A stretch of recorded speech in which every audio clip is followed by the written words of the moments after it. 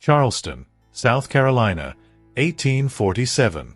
In a city built on the labor of enslaved people, resistance took many forms. Some ran away under cover of darkness. Others broke tools or worked slowly.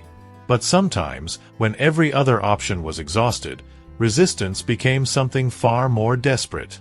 This is the story of what happened when one woman reached her absolute breaking point, a story that reveals the human cost of a system that treated people as property. Before we begin this journey into one of the most intense chapters of American history, please subscribe and hit the bell icon, because these stories of human resilience need to be told. In 1847, Charleston was a city of contradictions. Magnificent mansions lined streets where Spanish moss draped ancient oaks like nature's curtains, hiding the brutal reality of daily life for nearly half the population who lived in bondage. The rice plantations surrounding Charleston had created enormous wealth for white families, but that wealth was built entirely on the forced labor of enslaved people. In the city itself, thousands of enslaved men and women worked as domestic servants, artisans, dock workers, and street vendors, their labor generating profits that flowed upward to their owners. Among these countless individuals was a woman in her 30s who worked in a 3-story mansion on one of Charleston's most prestigious streets. Like most enslaved people, her story was not recorded in official documents. She existed in the margins of history, known only through fragments of court records and newspaper accounts that focused more on the reactions of white Charleston than on her own experience. What we do know is that she had spent nearly 2 decades in domestic service, her world confined to kitchen, laundry room, and a small attic space. Her days began before dawn and ended long after sunset, an endless cycle of cooking, cleaning, and serving a family that saw her not as a human being but as a valuable piece of property. The house where she worked was typical of Charleston's wealthy merchant families. The owners had made their fortune in rice cultivation and the slave trade itself, owning plantations along the Ashley River where hundreds of people worked in conditions that were barely survivable.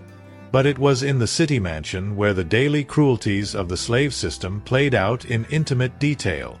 Charleston's domestic slaves faced unique challenges. Unlike plantation workers who labored alongside dozens of others, house servants often worked in isolation, under the constant scrutiny of their owners. Every gesture was monitored, every mistake noted, every moment of their lives subject to the whims of people who had absolute power over them. The legal reality for enslaved people in South Carolina was stark. They had no rights that white people were bound to respect. They could not testify in court, could not own property, could not legally marry, and could not make any decisions about their own lives or the lives of their children. They were, in the eyes of the law, simply property that could be bought, sold, rented, or disposed of at their owner's discretion. For enslaved women, the situation was even more precarious. They faced the constant threat of sexual assault with no legal recourse. They could be forced to bear children who would also become property, and they lived with the knowledge that those children could be sold away at any moment. The psychological torture of this reality was as devastating as any physical abuse. The woman at the center of our story had experienced all of these horrors. She had watched other families torn apart by sales, had seen children as young as 10 sold to distant plantations, had witnessed the casual cruelty that punctuated every day of enslaved life in Charleston. By the winter of 1847, the economic pressures facing Charleston's plantation owners were mounting. The previous year's rice harvest had been poor, and many families were looking to liquidate assets to maintain their lifestyle. In the cruel mathematics of slavery, this meant selling human beings to raise cash. The woman had managed to keep her young daughter close by working extra hours, taking on additional responsibilities, and making herself indispensable to the household. But she knew that this protection was fragile, dependent entirely on the goodwill of people who had never shown her any genuine consideration. What she didn't know was that her worst fears were about to become reality. The family had already made the decision to sell several of their house servants, including her 10-year-old daughter, to a plantation in Georgia. The separation would be final. She would never see her child again. This decision, made with the casual indifference that characterized all aspects of the slave system, would trigger a chain of events that would shock Charleston society and force uncomfortable questions about the true nature of the institution they defended so fiercely. For 18 years, this woman had endured every humiliation, every cruelty, every indignity by focusing on protecting her child. When that protection was stripped away, something fundamental would break inside her, something that would transform grief into a force more dangerous than her owners had ever imagined possible. The morning that changed everything began with a simple household accident. While preparing breakfast, the woman accidentally dropped one of the family's prized china plates. The crash echoed through the house like a gunshot, and within moments, she was facing the rage of her owner. The beating that followed was swift and brutal, but it was the consequences that truly devastated her. As punishment for the broken plate, the master announced that her daughter would be sold immediately to settle what he called her debt for the destroyed property. "Please," she begged, falling to her knees despite the pain from her injuries. "I'll work double shifts. I'll do anything. Please don't take my child." But the decision had already been made. In the cruel logic of slavery, human relationships meant nothing when weighed against property values and the need to maintain discipline among the enslaved population. The next morning, she watched from the kitchen window as her daughter was loaded into a wagon with other children being sold to distant plantations. The little girl pressed her face against the wagon window, searching for her mother's face one last time before disappearing around the corner forever. For the next 3 weeks, the woman moved through her daily routine like a ghost. She cooked, cleaned, and served without speaking unless directly addressed. To the family, she was simply functioning as property should function. They barely noticed her silence. But inside, something was changing. The grief of losing her daughter was crystallizing into something far more dangerous. A cold, calculating determination that if she could not save her own family, she would ensure that this particular family never destroyed another. She began to study the household routines with new eyes. The master and his 3 adult sons followed predictable patterns. The same meal times, the same evening gatherings, the same casual assumption that the woman who served their food posed no threat to them whatsoever. The kitchen became the center of her planning. This was her domain, where she understood every tool, every source of heat, every potential weapon with intimate familiarity.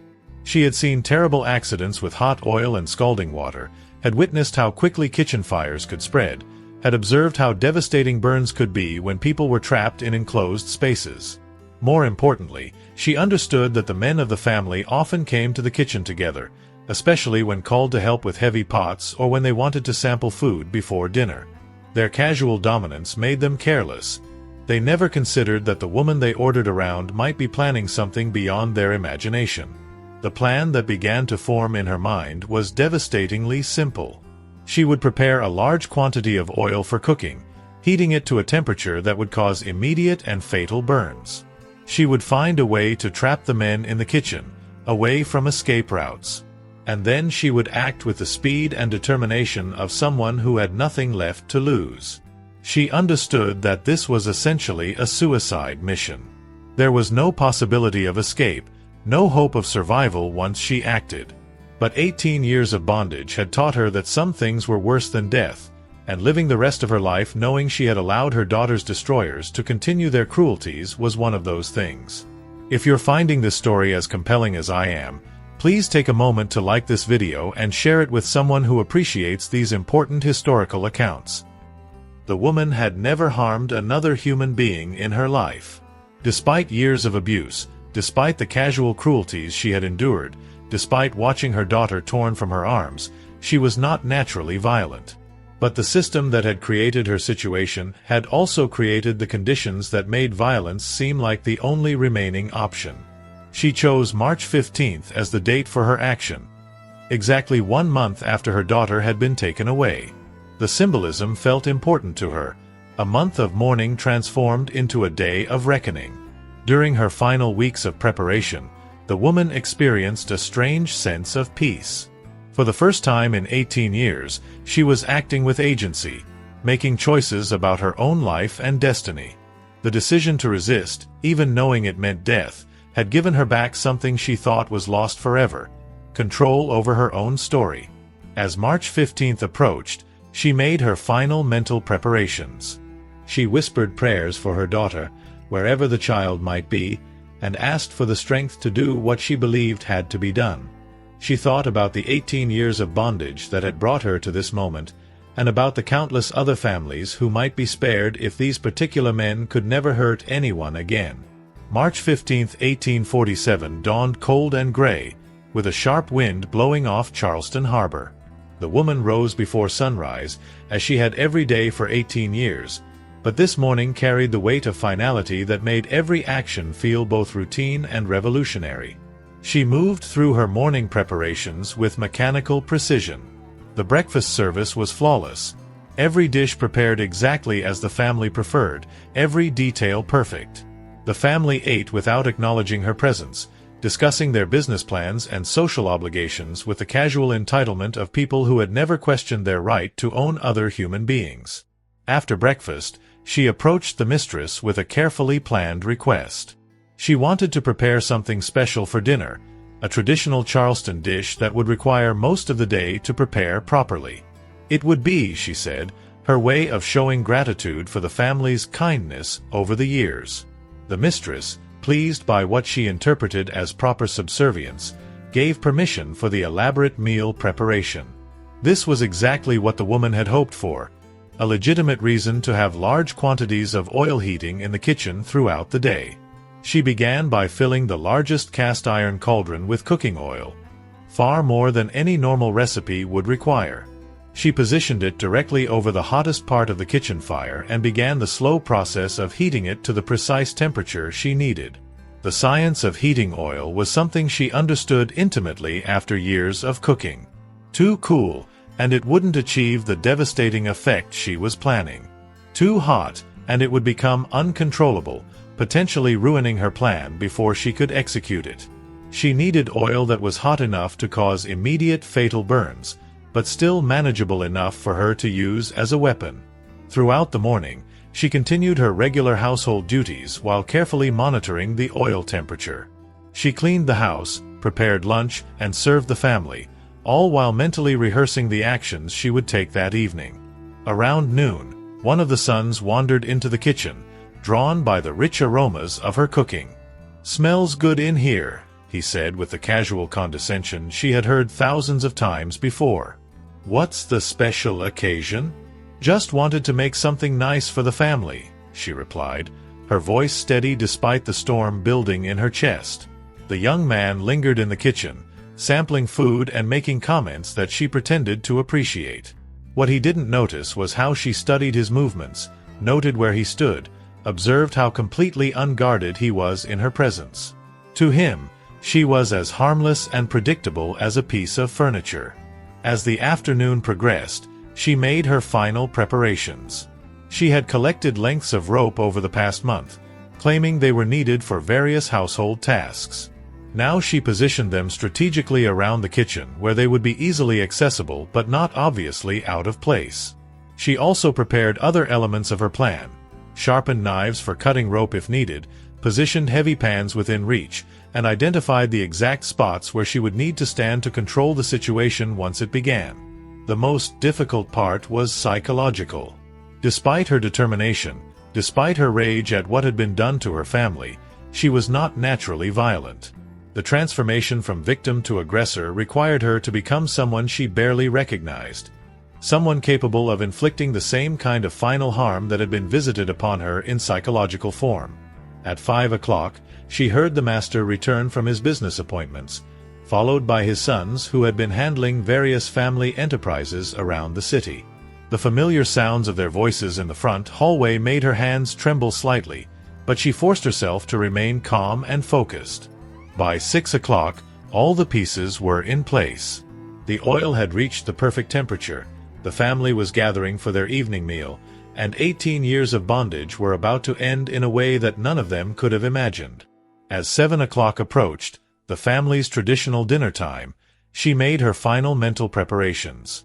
She thought of her daughter one last time, whispered a prayer for strength, and steeled herself for actions that would either bring her a kind of justice or simply end her suffering. Either way, she would never again bow her head to people who saw her as property. At exactly 7 o'clock, the familiar sounds of the family gathering for dinner echoed through the house. The woman served the first course with the same quiet efficiency that had made her invisible to them for 18 years, but tonight would be different. When she returned to the kitchen, she checked the oil temperature one final time. It was perfect, hot enough to cause devastating injury instantly, but still controllable. She positioned herself strategically and called out to the dining room. "Master, I need help moving this heavy pot. It's too much for me to handle safely." She heard the master's irritated sigh from the dining room. "Boys, go help her," he called to his sons. "And make it quick." The three young men entered the kitchen with their usual casual arrogance, never suspecting that the woman they saw as harmless property might pose any threat. They had grown up ordering her around, taking her service for granted, never once considering her as a human being with her own thoughts, feelings, or capacity for resistance. "Where's this pot you need moved?" the eldest asked, looking around the kitchen with mild annoyance. What happened next unfolded with terrible swiftness. The woman had spent weeks planning every detail, and now she executed her plan with the precision of someone who understood she would only get one chance. She moved to secure the kitchen door, trapping the three men inside. The windows were too high and small for quick escape, and she had already disabled the cellar exit. For the first time in their lives, the three sons found themselves at the mercy of someone they had never considered capable of mercy, or its absence. "What the hell do you think you're doing?" one of them shouted, finally understanding that something was terribly wrong. The woman didn't respond with words. Instead, she acted with the desperate efficiency of someone who had been pushed beyond every reasonable limit. The hot oil served its purpose exactly as she had planned, and the screams that followed echoed through the Charleston mansion and out into the cold March night. The confrontation was brief but devastating. Years of physical labor had made the woman stronger than the men had realized, and desperation gave her focus they couldn't match. Most importantly, she had the advantage of preparation.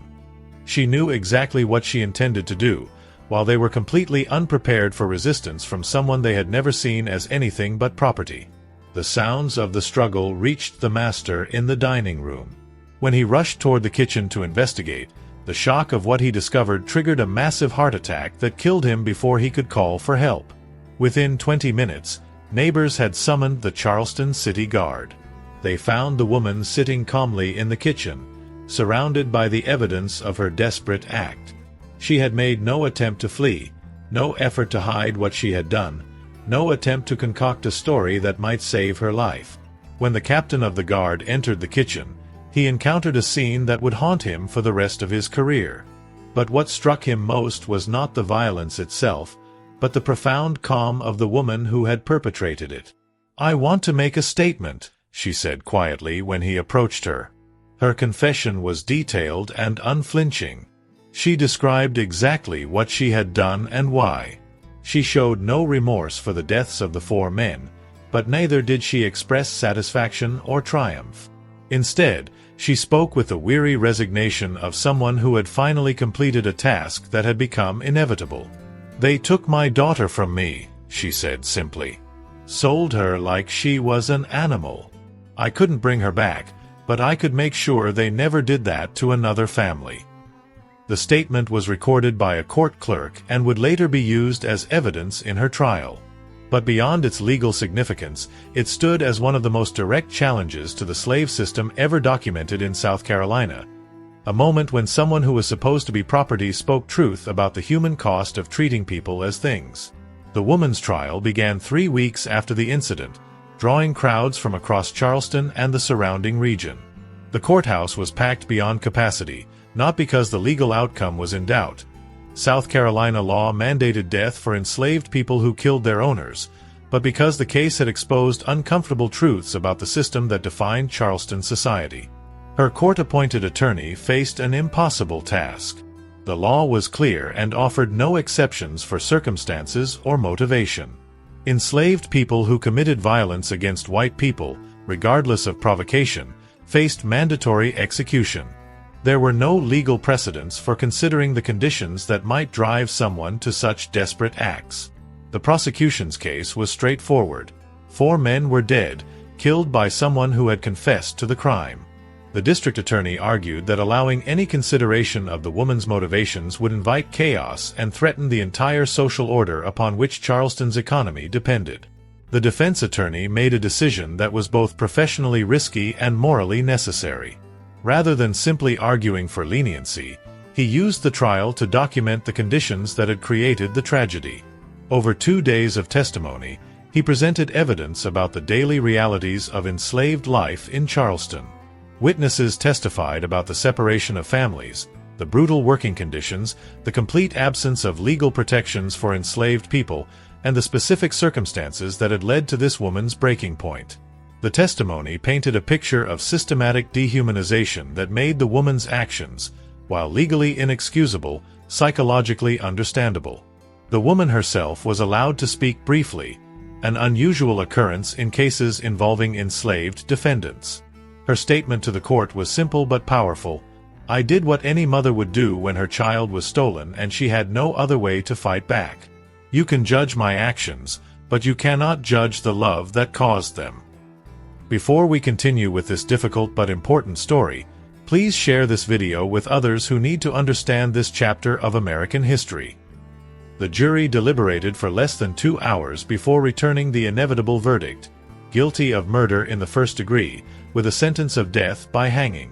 Several jurors were visibly emotional as the verdict was read, and the judge made the unusual decision to comment on the case from the bench. "While this court is bound by law to impose the death sentence," he said, "the testimony in this case has revealed circumstances that should give us all pause. The defendant will pay the ultimate price for her crimes, but we must ask ourselves what kind of system creates such desperation that a mother would choose certain death over continued submission." The judge's comments were reported in newspapers across the South and beyond, sparking debates about slavery that would continue to intensify in the years leading up to the Civil War. The case became a rallying point for abolitionists, who used the documented testimony about enslaved life as evidence of the system's inherent cruelty. News of the trial spread throughout the region and into the northern states. Abolitionist newspapers published detailed accounts of the woman's story, using it as proof that slavery inevitably produced the very violence it then punished.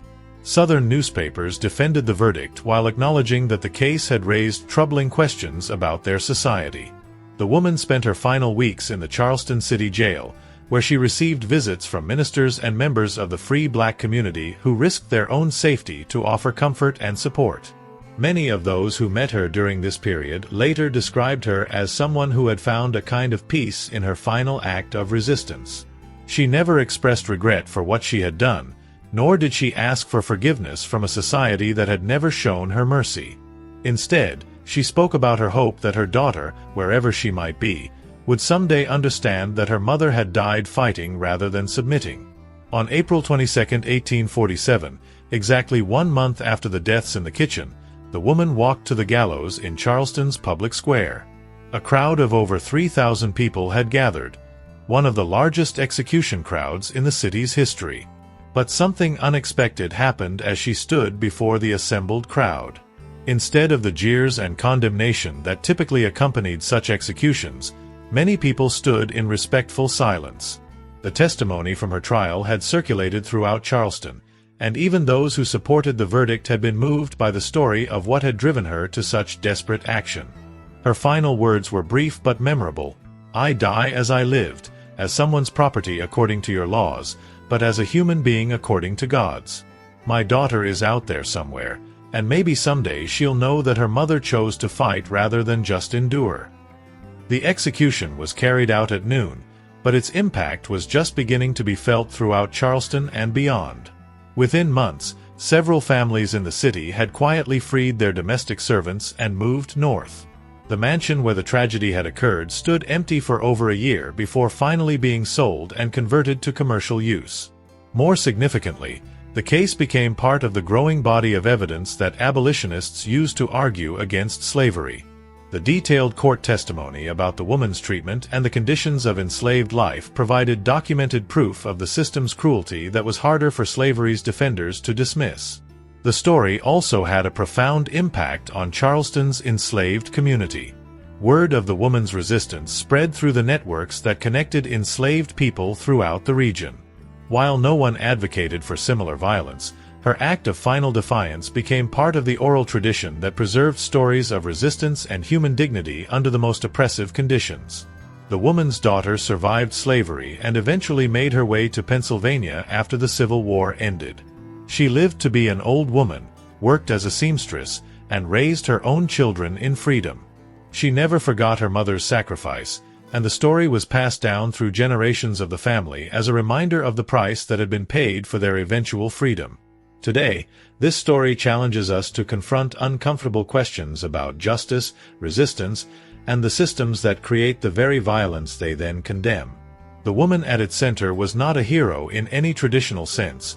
She committed acts of deadly violence that cost 4 people their lives. But her actions emerged from a context of systematic violence that had lasted for generations and affected millions of people.